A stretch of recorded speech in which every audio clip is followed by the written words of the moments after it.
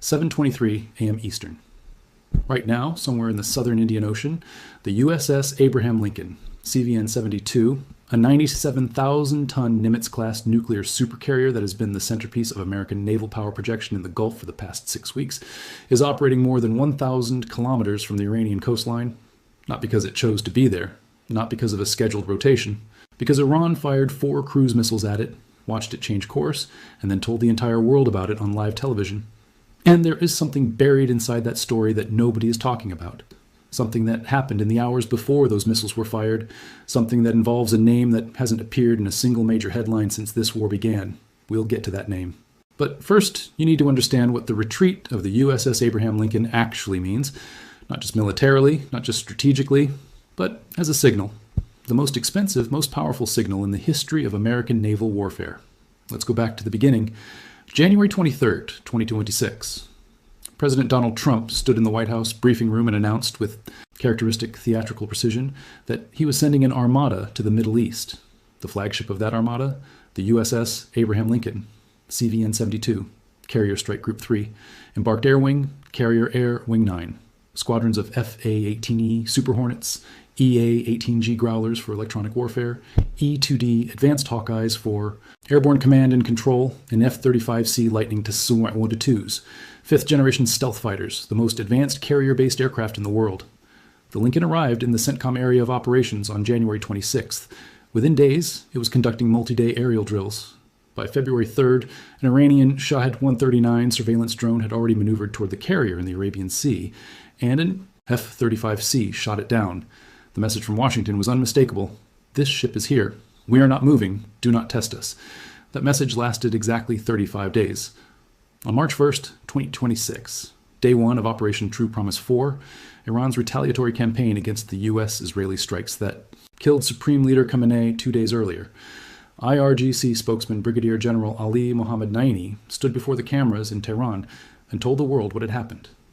Iranian naval forces, operating in the Gulf of Oman near Iran's strategic port of Chabahar, fired 4 cruise missiles at the USS Abraham Lincoln. The carrier, he said, was deployed approximately 250 to 300 kilometers off Iran's Chabahar coast. After the 4-missile volley, the carrier and its accompanying destroyers turned south and kept moving. By the time Naini finished his briefing, the Lincoln had retreated over 1,000 kilometers from the engagement point, deep into the southeastern Indian Ocean. U.S. Central Command denied it. Immediately, emphatically. On March 1st, CENTCOM posted on X, Iran's IRGC claims to have struck USS Abraham Lincoln with ballistic missiles. Lie. The Lincoln was not hit. The missiles launched didn't even come close. On March 3rd, CENTCOM posted again, the only carrier that has been hit is the Shahed Bagheri, an Iranian drone carrier. U.S. forces struck the ship within hours of launching Operation Epic Fury. CENTCOM said the Lincoln remained fully mission capable. CENTCOM said it continued to launch aircraft. Here's what nobody's telling you. Both things can be true simultaneously.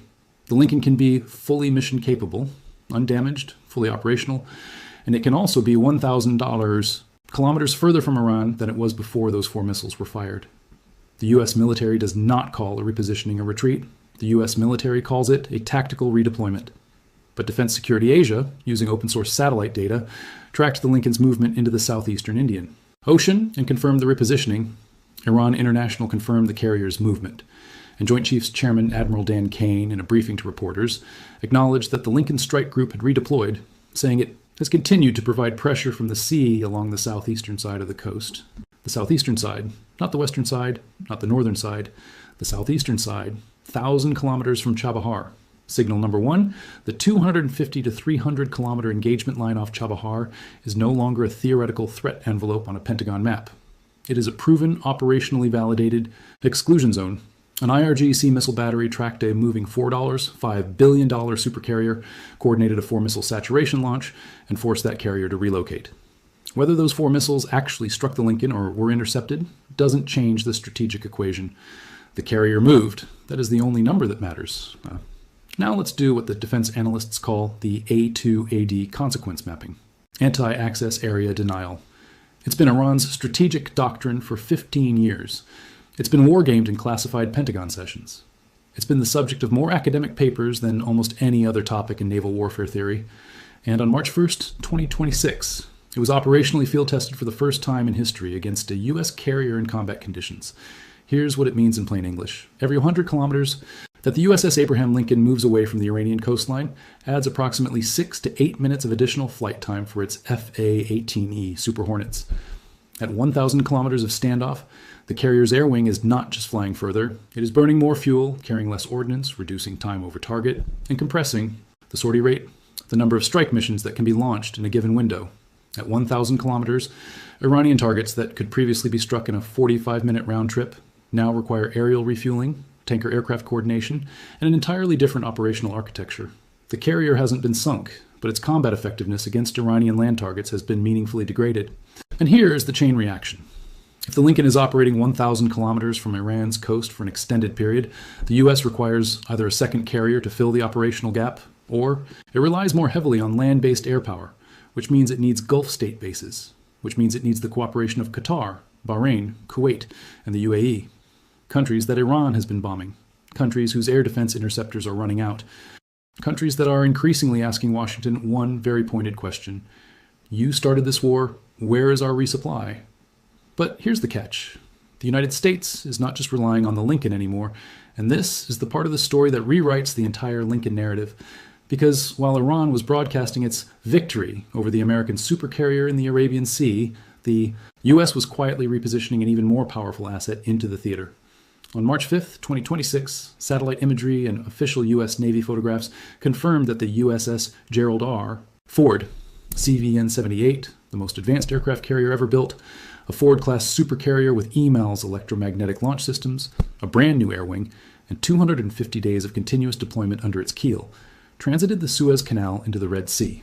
The transit, alongside the guided missile destroyer USS Bainbridge, placed the Ford strike group closer to Iran's southern coast, adding strike range across Yemen, the Arabian Peninsula, and the Persian Gulf approaches simultaneously.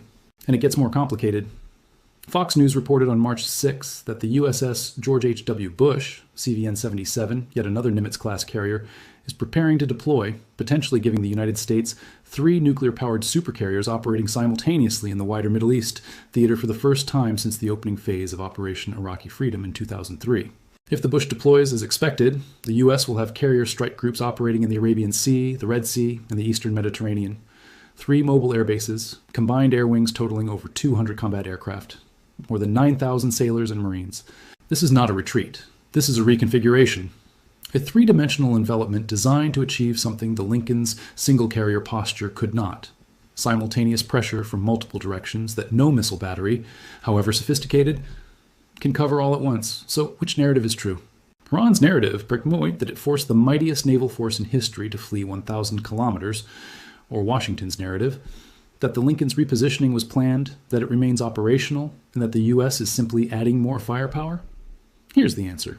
Both are true in ways that are terrifying for entirely different reasons.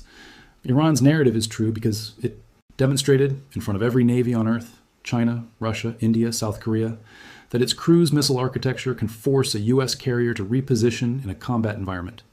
That demonstration has been watched, recorded, and studied. The 250 to 300 kilometer line off Chabahar is now embedded in the operational memory of every naval planner from Beijing to Moscow. That precedent cannot be unset. It does not matter whether the missiles hit. What matters is that the carrier moved. Washington's narrative is true because the military response is to add more, not less. The Ford is now in the Red Sea. The Bush may follow. The Lincoln, despite its repositioning, is still launching aircraft. And the U.S. has now fired on over 1,500 Iranian targets in 10 days of war, destroying runways, cratering missile production facilities, sinking 42 Iranian warships, and reducing Iran's missile launch rate by 90% from the opening wave of True Promise 4. Iran fired 500 ballistic missiles and almost 2,000 drones in 9 days. The rate is slowing because the production and launch infrastructure is being destroyed. But here's the catch that changes everything. The United States is winning the air campaign, but it is losing the defensive sustainability battle. And this is what the Lincoln story is actually a symptom of, not a cause. Read this carefully. Gulf states defending themselves from Iran's drone and missile saturation attacks have been firing Patriot PAC-3 interceptors at a rate that is consuming decades of pre-positioned stockpiles in days. Qatar's Patriot inventory at Al Udeid Air Base, the largest American military installation in the Middle East, home to 10,000 U.S. personnel, is projected to be depleted within 4 days, according to Defense Security Asia. The UAE's supply is projected at 7 days. And the United States? The Pentagon has admitted publicly that it has expended, in the words of an official familiar with the matter, several years' worth of production of critical interceptors in the first days of this conflict alone. Let that number breathe for a moment. Several years of production, consumed in days. And now, Middle East Eye is reporting that the U.S. is stonewalling Gulf state requests for resupply. At least one Gulf state explicitly asked about replenishing its depleted interceptor stocks, and was brushed off. Another responded to U.S. requests to use its air bases with a pointed inquiry about whether Washington would actually commit to protecting it. The exchange was diplomatic language for something very simple. You want to use our runways. We want missiles to replace the ones we fired defending ourselves from the war you started. And the answer from Washington, per those reports, was silence. This is the hidden fracture in the U.S. Gulf Alliance. It doesn't appear on cable news. It doesn't come with a dramatic press conference. But it is real, and it is dangerous, because if Qatar can no longer defend Al Udeid Air Base, if its Patriot batteries run dry, then the United States loses its primary fixed air base in the Middle East. CENTCOM's forward headquarters, the command center from which Operation Epic Fury was coordinated, becomes vulnerable to Iranian drones and cruise missiles that have already proven capable of getting through. The UAE, which has intercepted over 8 from 14 of the 871 drones and missiles fired at it since February 28th, has still taken hits. Dubai International Airport was struck. The Burj Al Arab was grazed by shrapnel from interceptions. An Iranian drone struck the U.S. consulate in Dubai. 4 people were killed. All of this happened while the UAE's air defenses were operating at full capacity. What happens when those systems run dry? Now factor in the detail that nobody in Washington wants to discuss openly.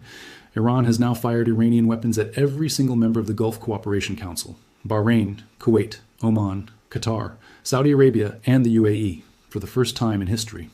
For decades, Iran relied on proxies, on Houthi drones, on Hezbollah missiles. It avoided direct strikes on Gulf capitals because direct strikes on Gulf capitals meant economic pain for Iran too. That deterrence calculus, what ACLED analysts described as the illusion that regional conflict won't affect the Gulf's skies, has been permanently shattered. Not temporarily, permanently. The next time Iran perceives an existential threat, it will know from direct operational experience that it can strike all 6 GCC countries simultaneously. That is a geostrategic fact that has been written in the rubble of Dubai Marina and the smoke rising over Manama Harbor. Here's the domino sequence. Pull the thread of the Lincoln's 1,000-kilometer retreat, and this is what unravels. First, the A2AD precedent means every future U.S. carrier commander in the Gulf now has to factor a proven Iranian engagement envelope into their operational planning. That adds risk, adds complexity, and reduces the speed of response in any future crisis, not just this one. Second, the Patriot depletion crisis means that the U.S. forward-basing infrastructure in the Gulf faces an existential sustainability question within days, not months. Third, Iran has demonstrated it can target and hit all 6 GCC countries simultaneously, permanently altering the deterrence calculations of every Gulf monarch. Fourth, the USS Gerald R. Ford's positioning in the Red Sea, and the potential deployment of the USS George H. W. Bush signals that the U.S. is preparing for a sustained multi-month campaign, which the Vice Chief of Naval Operations confirmed to Congress when he said the Ford is on track for an 11-month deployment. 11 months. That is a number that tells you everything about what Washington is actually planning. And now, finally, we come to the name. The person who was present at a meeting in the hours before those 4 Iranian cruise missiles were fired toward the Lincoln. The person who has not appeared in a single headline. According to individuals familiar with communications that occurred in the 24 hours before the March 1st IRGC cruise missile launch, an Omani diplomatic back channel, the same channel that has served as the primary indirect conduit between Tehran and Washington since the 2015 nuclear deal, was active that morning. Oman's Foreign Minister Badr al-Busaidi had voiced optimism just before the U.S.-Israeli strikes on February 28th that peace was within reach. He noted that Iran had agreed during talks never to stockpile enriched uranium beyond a threshold that would constitute a weapons-ready quantity. That negotiation, the second indirect round of nuclear talks, held in Geneva after a first round in Muscat on February 6th, had produced what negotiators described as meaningful progress. And somewhere in the Iranian leadership structure, the people who were managing that diplomacy track were the same people who were watching IRGC commanders load 4 cruise missiles and point them at a $4.5 billion American warship.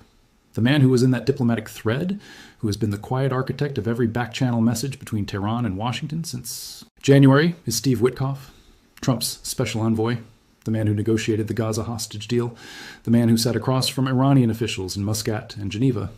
Witkoff himself, in comments made before the February 28th strikes, said Iran had attempted to strong-arm the American delegation, and that it had been pretty silly because they underestimated Trump's team. The diplomatic track, as of February 27th, had produced an Iranian commitment not to enrich uranium to weapons-grade levels. One day later, those same Iranian facilities, and the supreme leader who had authorized those commitments, were destroyed in a joint U.S.-Israeli air campaign. Let that architecture sink in. Iran was in active diplomacy with the United States. Iran made a commitment about its nuclear program. The United States then launched over 1,700 strikes. And IRGC spokesman General Naini, now publicly confirming that 4 cruise missiles chased a U.S. carrier 1,000 kilometers from Iran's coast, is the same institution that was being sidelined by those diplomatic talks. The IRGC never wanted a deal. It wanted this war. And when the strikes came, it got everything it had been positioning for. A supreme leader it controls, a battlefield to demonstrate its missile capabilities, and now a narrative victory that has been broadcast across every military academy and naval war college, from Beijing to Moscow. Signal number 2. The IRGC's willingness to fire on a U.S. carrier group, regardless of whether those missiles connected, is itself the message. It means the doctrine of U.S. carrier deterrence in the Persian Gulf, which has underpinned American power projection in the region since 1979, has been publicly tested. And here's the critical strategic question that nobody has answered. If Iran fired 4 cruise missiles at a carrier and got away with it, no massive escalatory response, no strike on the launcher that fired those missiles, what does that tell the next adversary who is watching? China's People's Liberation Army Navy is watching. Russia's Pacific Fleet commanders are watching. North Korean ballistic missile engineers are watching. The USS Abraham Lincoln moved 1,000 kilometers, and the United States called it a tactical repositioning. These are not idle academic observations. These are the operational lessons that adversaries are absorbing in real time and encoding into their own doctrine. But here's the final catch, the one that brings everything full circle. Because while all of this is happening, the Lincoln's repositioning, the Patriot depletion crisis, the IRGC's narrative victory, the 3-carrier redeployment, the Omani back channel, a new supreme leader of Iran has just been named, Mojtaba Khamenei, announced just after midnight Tehran time on Sunday, March 8th, the son of the man the U.S. killed on February 28th, a man who has deep institutional ties to the IRGC, the same organization that fired at the Lincoln, the same organization that has been running Operation True Promise 4, the same organization that, on its 19th wave of missile and drone strikes as of March 5th, claimed to have targeted the Lincoln again, destroyed a THAAD AN-TPY-2 radar system in the UAE, disabled a U.S. naval fuel support ship near Chabahar, and downed 2 Israeli Hermes drones over northwestern Iran. And the USS Gerald R. Ford, the ship that was rushed through the Suez Canal on March 5th to replace the operational vacuum left by the Lincoln's repositioning, is 250 days into a deployment that the Vice Chief of Naval Operations told Congress will last 11 months. 11 months of continuous deployment, continuous combat operations, continuous aerial launches and recoveries. The Navy's most advanced carrier, already approaching the longest deployment of any U.S. carrier since the Vietnam War, now operating in a Red Sea where the Houthis are watching from Yemen and debating, per their own leader Abdul Malik al-Houthis' March 5th address, whether to reactivate attacks on shipping in the Gulf of Aden. If the Houthis re-enter the fight, the Ford is now positioned directly inside that threat envelope too. This is what the Lincoln story is really about. Not one carrier, not one 1,000-kilometer repositioning. It's about the geometry of American naval power in a theater that has fundamentally changed in 11 days. The Gulf, the body of water that has been an American naval lake since Desert Storm, is no longer uncontested. The Strait of Hormuz, which carries 20% of the world's oil, is effectively closed to commercial traffic under IRGC threat. More than 150 ships are stranded in or around the strait. Brent crude is trading at $109 per barrel this morning. Goldman Sachs is modeling $135 if the closure lasts 30 days. Rystad Energy is modeling sustained disruption through summer if nothing changes. The national average for gasoline in the United States is $3.45, up 51 cents in 1 week. That rate of increase, sustained another week, puts gas at $4 per gallon.